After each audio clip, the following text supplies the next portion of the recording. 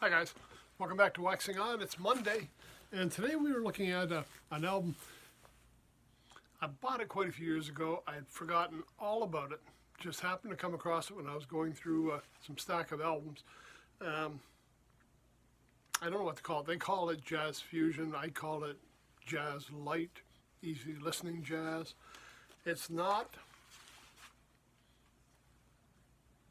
hard rock or like hard bop jazz. It's a very accessible album, and the band's called Spyro Gyra. They've been around since the mid 1970s. Numerous albums out. This, I think, was maybe their second album, 1979, called Morning Dance. And basically, saxophone and rhythm players, keyboards, guitars, things like that. Not a lot of front line. Now, it's not easy listening in the same sense of Kenny G, but it's not a harder edged kind of music. But again, very accessible for people that, are just wanting to get into jazz. You're getting to listen to something nice. You put it on while you're doing something around the house. It's really great. This album, I thought, was a little more interesting to me because being a brass player, the other was just too much sax. Now, not a bad thing, right, Rich? I'm saying I love the sax. I love the Shuffle Demons and what they do. I'm not saying that at all. But with some of these bands, I like to hear some of the brass players too. And we did get a couple in here. Now, this album, and usually I tell you the albums are great because they come with a lot of stuff, but we went through a phase in the mid-70s where this one really doesn't tell me anything. I mean, I got the title of the songs on the back, you can see. Some fancy artwork. Inside the album, just a plain plastic sleeve for the album. No information on who was playing, no information on when they recorded it. Even, those simple things are missing. But luckily, nowadays we've got the internet, and I went on Wikipedia, and boy, there's a pile of information not only about the band, which, by the way, is still out touring. Just saying, I think they're only touring USA this year in 2023, but they are still out on the road and still playing. Now, they have gone through some personnel changes, and on this album, there's a variety of people playing on the different cuts, so it's not always the same players.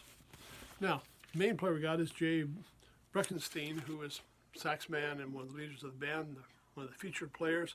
Jeremy Wall on keyboards. John Tropia is playing on this on guitar. Now, I don't think we've talked about him before, but he has shown up on a lot of other albums. He might have been on those Creed Taylor ones. I just can't remember offhand. And Rubens Bassini on percussion. And I know we've mentioned his name quite a few times. Session player playing along. Now, this one they've got Randy Brecker, Michael Brecker. Right, we've got the Brecker brothers in here, and that to me was a real treat. Right, I got a great trumpet player, sax player on here. I'm well familiar with what the Brecker brothers did with Billy Cobham, a couple of albums him, as well as the Brecker brothers had a couple of albums of their own. And the bass player on one of the Brecker brother albums was Will Lee, who also plays on this album. Now, you may not know or may not recognize the name Will Lee, but you would recognize him. He was bass player on David Letterman's show for years. Him and Tom Malone, Paul Schaefer. Will Lee was their bass player during a long run at the Ed Sullivan Theater. We've also got Steve Jordan on here playing drums, and I remember Steve Jordan's name because I think he filled in for a while with the Blues Brothers. So we've got a few extra outside players that I was familiar with. We got the trumpet player, we got another sax player, we got, Steve Jordan, Will Lee. The album was more interesting to me because of these other players they brought in. Now, that's just me, right? Not to say there's anything wrong with the album.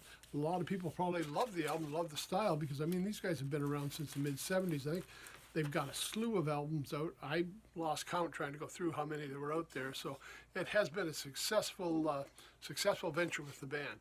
And if you want to venture into jazz, but not really into that heavy, John Coltrane, Charlie Parker style jazz, this might be a good place to start. It's certainly an interesting album.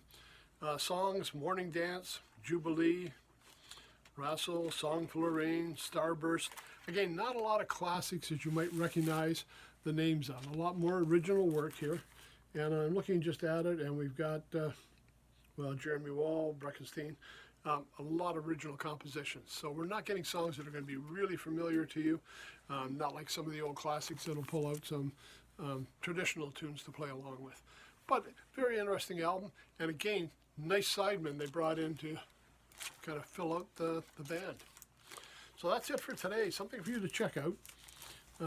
Good way to start off. I've been listening to it most of the day today when I had music on. Certainly well worth taking a few minutes and seek them out. You're going to find them on the streaming networks, on YouTube. You'll find some live performances on YouTube as well, and you might even grab a few hard copies.